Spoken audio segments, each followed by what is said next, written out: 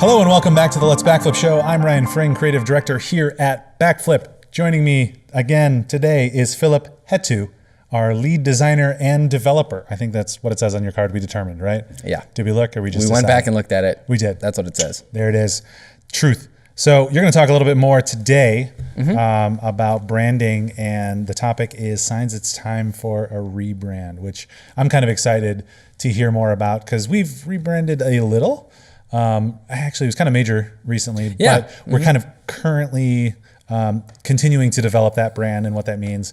So I'm curious to pick your brain a little bit more about when it's time. What are the signs? Sure. Well, so when I was first thinking about this, I mean, there's some kind of obvious ones, right? Like your logo stinks because you never really did it. Sign number one. Right. Like your logo was done, you know, when your company first started and you didn't have any money and you just slapped it together in Word, right? Like, okay, yeah, you should deal with that. I just want to punctuate that. If you have a logo and your high-res version is in Word, that's one sign it's time for rebrand. That's a big red flag. Like, We send got me a your Word logo. doc with like a bunch of them. I don't know why Word docs are so popular as far as sending logos. It's just editability. I can edit in there, so I can drag my logo into the Word doc, and then I don't know. But usually it's like a JPEG that's been brought in there and then resized. Yeah, with somebody wrote something. I don't know. Like it's very our odd. logo, in case you couldn't tell. And it's like, okay, now I need to extract this thing from this. It's just bizarre. This kind of feels like a Jeff Foxworthy. Like, if your logo only exists in a Word file, that's how you know it's time for a rebrand. You might be a redneck. Yeah, right. You might need to rebrand. Right. Like that's legit. Got it. Yeah. No, it's true though. So yeah, there's like those obvious things, right? Like, you know, it's terrible. You should redo it. But what I was thinking more about is like, your branding is good. It's fine. It was well thought out.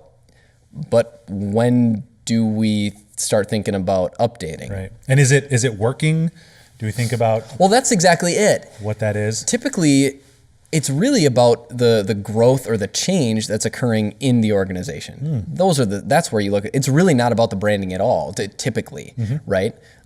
Is there a change on the company or the organization side that elicits some sort of change or a thought about, is this branding still successful? Right. You mentioned that we went through this a couple of years ago, and I think it's a perfect example. We changed. You know, we went from being a strictly film company to a digital creative agency where we start to provide more services. We want to appeal to more clients that want different types of work. And because of that, we needed to think about our brand. So the first thing we did, and the most obvious thing we did, was we pulled films off of Backflip. Mostly because if you have films in your name, it's pretty hard to convince somebody that you're good at design or branding or whatever. It's like, it really feels like you're a film company that's trying to do this other thing. Right. Which, I mean, in essence, we were, but you know, that it's getting over that stigma of saying like, no, we have the proper pieces in place here. You know, I came on, we've got plenty of talented people here that do this kind of work and think about this sort of thing.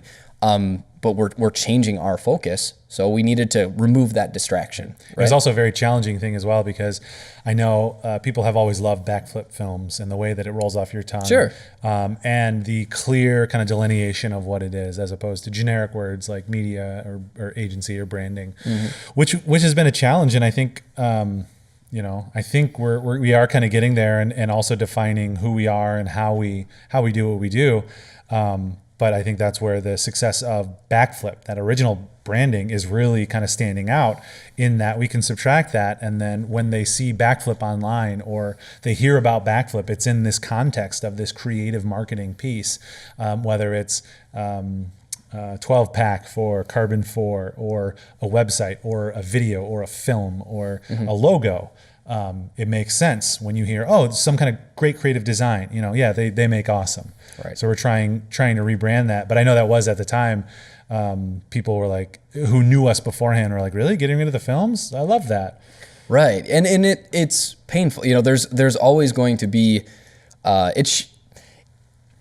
Hopefully it's actually a little bit painful, because there should be some equity in what you had. You know, there should be some attachment to it. People should hopefully like it. Right. You know, that's really interesting to acknowledge as well, just that it should be a little painful, because you should have equity, you should like it. Because I think a lot of times it is subjective in that there's always going to be people having opinions about, getting rid of films. How does that feel? Or doing this to your logo or your brand. How does that feel? And acknowledging that it will be a little painful, and you are going to pivot, and you are going to maybe make something that doesn't say exactly what you said before, and that could be problematic in one perspective. But the idea is that the new thing will be greater, will be more encompassing, and acknowledging that there will be some pain. Yeah, I mean, how many things in our lives do we do where we recognize like we've outgrown. Our needs have changed. We need to, maybe as a family, you move, right? So you leave behind your old house. Maybe the kids are attached to the old house. Maybe, the married couple is attached to the old house, for whatever reason. And it's hard and it's painful. But that doesn't mean it was the wrong choice. We have these new needs and it will be better, but there's it's a little bit of... A little growing pain there. Yeah, some growing pain. Hashtag philosophical. Hashtag...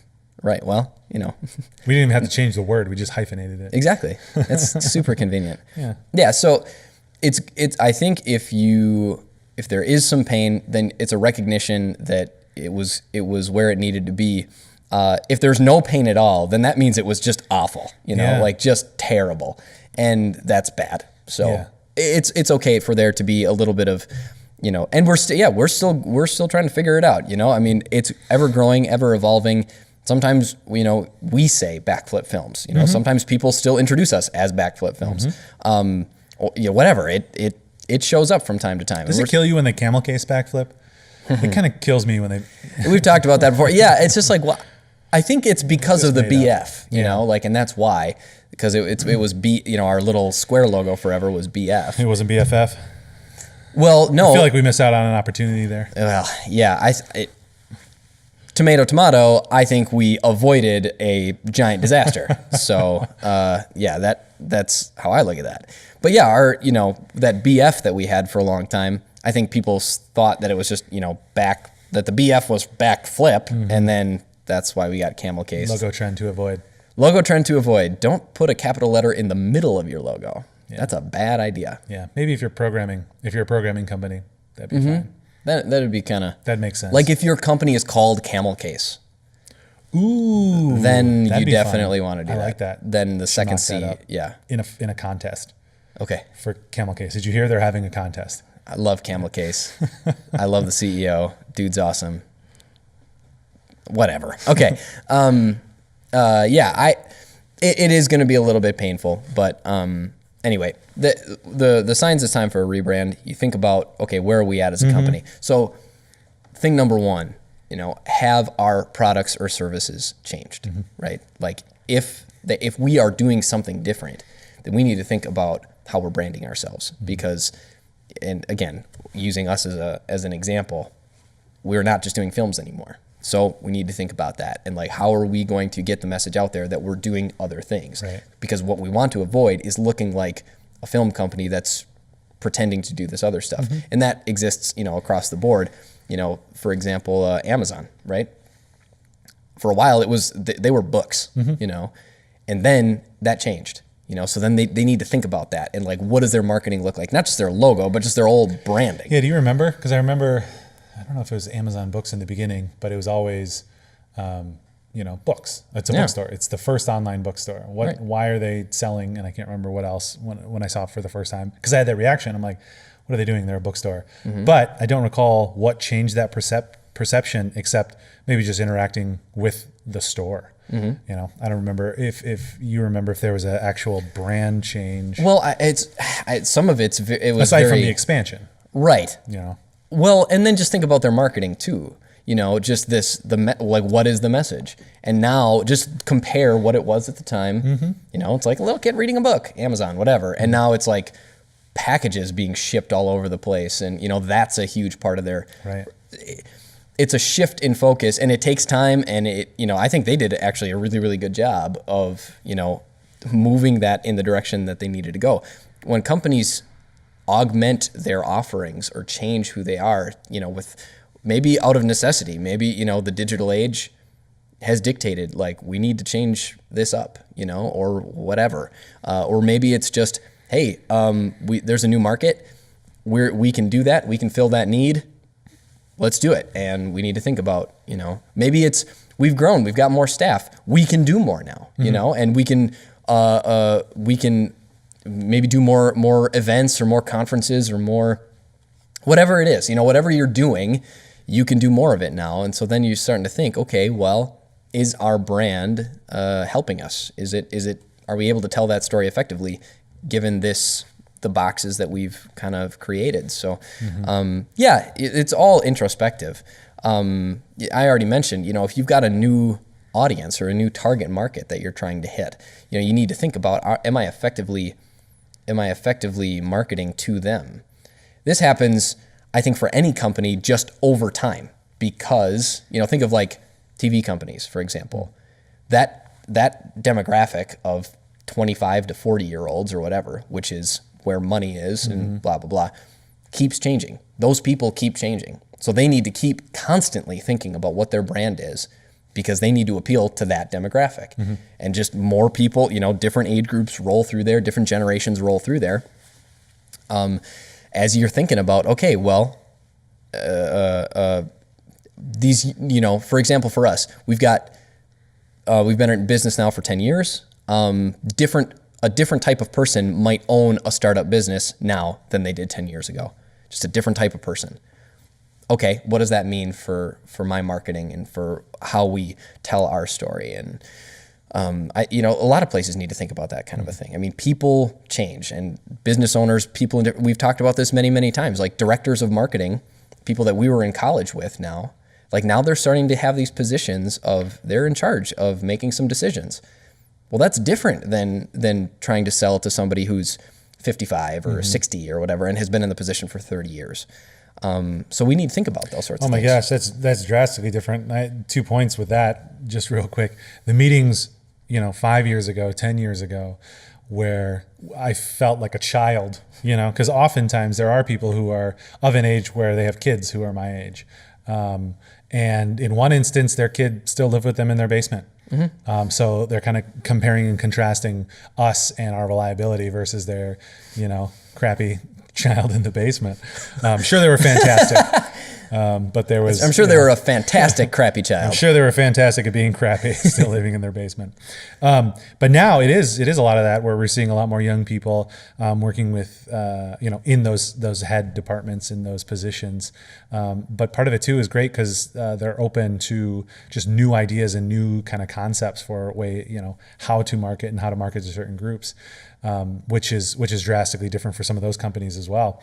But the other point that I wanted to make with TV networks is funny is ABC Family. Are you familiar with that change to Freeform? Freeform. Yeah, because I think I don't remember when ABC Family really became popularized. Maybe the early 2000s or maybe a little after that.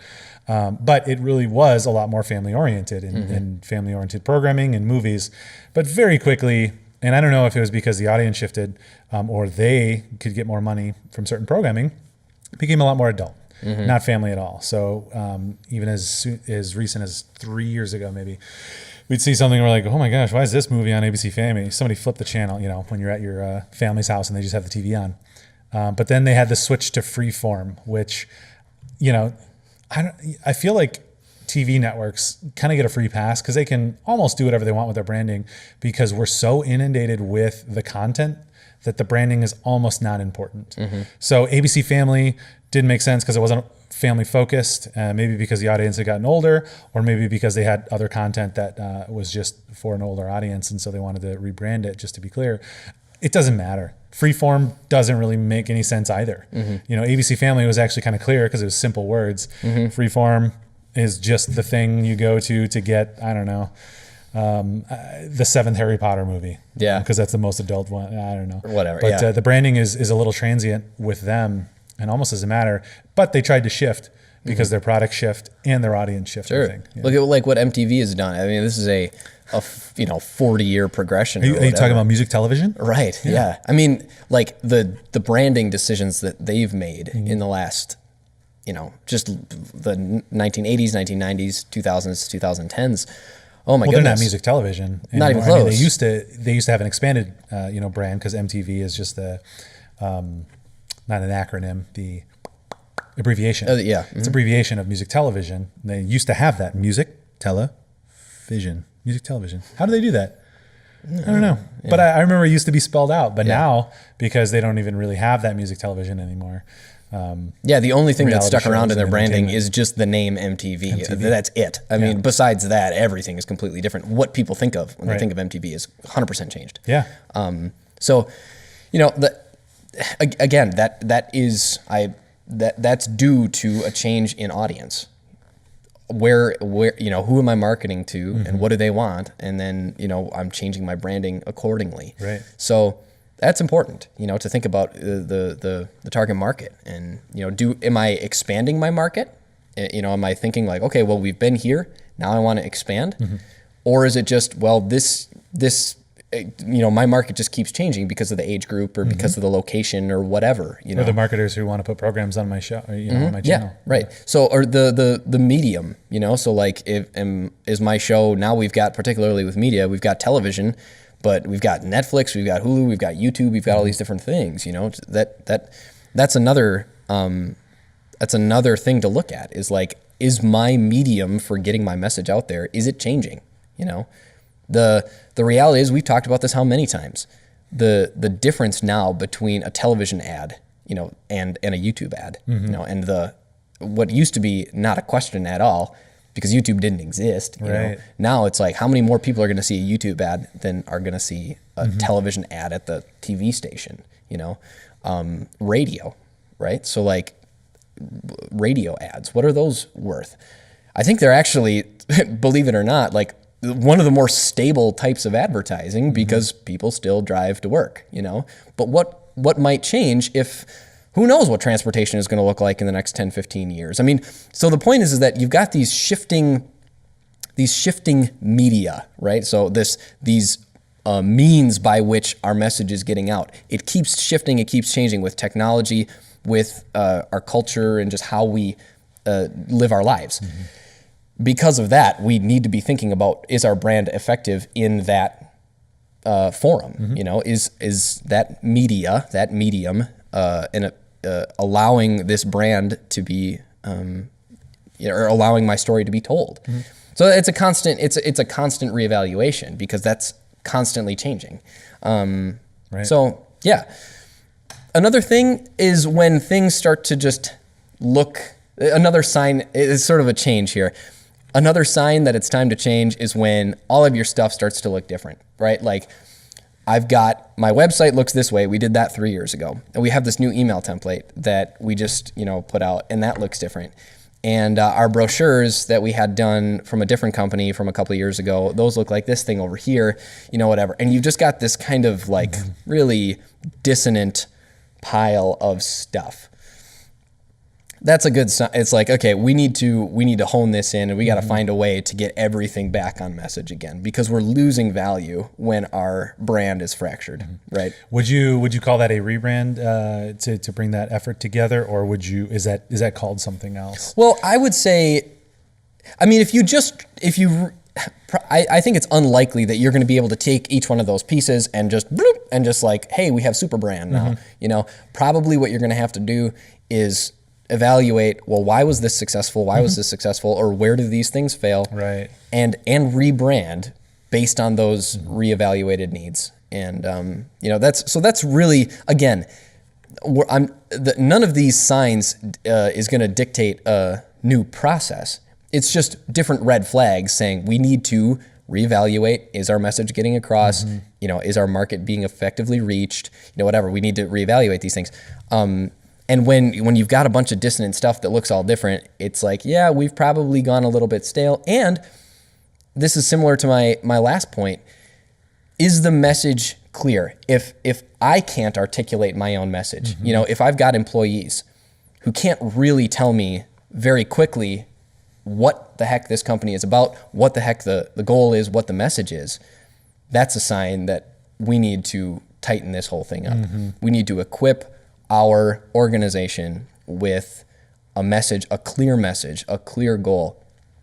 And that goal needs to be articulated to our target, right? To our customers, to our members, to, whoever it is that my audience is. If I can't articulate the message, if my employees can't articulate the message, if my members can't articulate the message, then, because it's maybe, and for whatever reason, maybe it is just like, well, you remember the tagline kind of changed like 3 times in the last year, and it's kind of this thing sometimes, but when I get an email, it still says this in the header. You know what I mean? It's like, I'm not really sure.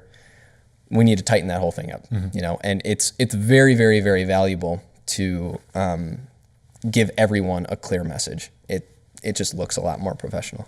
Yeah, it seems like that last point kind of brings it all home. I was thinking about that when you were talking about the previous one, because we're saying branding and sometimes we're talking about logo and graphical elements, but at the core of it, we're talking about that centralized brand, that centralized messaging.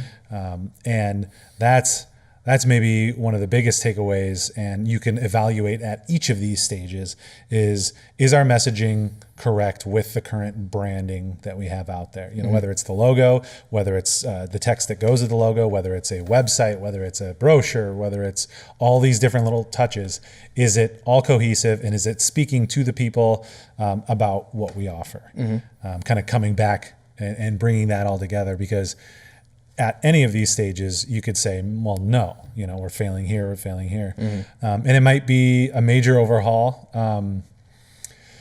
I can't think of an example. I'll come back to that, but or a simple expansion like we did, like we went through, where we got rid of films, we kept the core brand and core logo, but then expanded that into kind of, what does that mean? What are those words that are what we do, and how do we communicate that? How do we communicate that to customers? How do we want people to feel about this? And what does that look like? What does that feeling look like visually? And considering all those, well, then that changes, and that makes cohesive all the rest of the pieces. Yeah. Branding, I think at its core, is about trust. It's about, and you can't, it's very hard to trust a place, to believe that I have a good understanding of what you do, what you will do, how you can help me, and how you can serve me. It's hard for me to trust that if your message is, fractured, if there's disagreement amongst your different, means of outreach about what the company looks like or what the organization looks like. I can't, as a consumer, they're probably not going to be able to articulate that, but that's what's happening, is just there's confusion there. And when there's confusion, trust goes down. I like the comfort and trust of believing that what this company, like this message, is they are all on the same page, and this is what I'm going to get. And they're very clear about that. There's a lot of value in being able to put that out there. So yeah, some of these things, maybe it's a major overhaul. Maybe it's tightening things. Maybe it's just weeding through some of the superfluous stuff that's like, this isn't really on message. We kind of tried this. It didn't really work. We're doing this one thing well. Like for us, for example, let's make awesome, right? Like we had used this language throughout some of the stuff that we had done, and we use it certainly in our speech with our clients and with our friends and stuff. But then trying to like hone in on that. We can even probably, I think, do even a better job, of like furthering that. And we're going to keep working on our brand just like we work on our clients' brands and stuff like that. But we kind of honed in on that particular thing as like, hey, you know what? Yeah, this is kind of indicative of what we want to convey. It had been there, but we're just kind of clearing out some of this other stuff. Yeah, there's a clarification in that as well. Clarity. Yep. Okay, awesome. Well, we're going to make something awesome for you. No, let's invite them. It's an invitation. It's a collaboration. So let's include that in the language. Let's make something awesome together. Okay, well, yeah. That's kind of long and kind of chewy, so let's shorten that. Let's put it on a card. Let's make awesome. We switched from we make awesome to let's make awesome, and like that singular change. Hey, did people bang down our doors and be like, oh my gosh, that was amazing, I totally saw that, whatever. No, but we thought about it a lot because, it's a different feel. It feels different. If we think about it, and it's just like, there's an invitation there that is valuable. Anyways, that process that we went through, and are still going through is important. And, there's multiple things that we recognize, namely, like I said, that the change in audience, the change in products and services. Other companies can, definitely recognize those same things. And you don't know exactly what the rebrand process is going to look like. But there's, when you start to see those things, it's time to, spend the time, be intentional about it, because there's a lot of value on the other side. Those are some of the signs that it's time for a rebrand. Well, thanks for bringing it back around, Phil. Thanks for talking with me today about signs it's time for a rebrand. Next week, we're going to be chatting with Jeff about sizzle reel and why it's not a great example of an editor's work, which is really interesting. Kind of an interesting concept. I'm interested to see that one. Yeah, it was a good conversation. There's a little pre-conversation because he's like, hey, just so you know, here's where we're going to... And I'm like, yes, that's perfect. Because when you think about it, it makes a lot of sense. So you should tune in next week to learn more about it. Thanks for tuning in. Like it's television, right? Am I right? Nobody?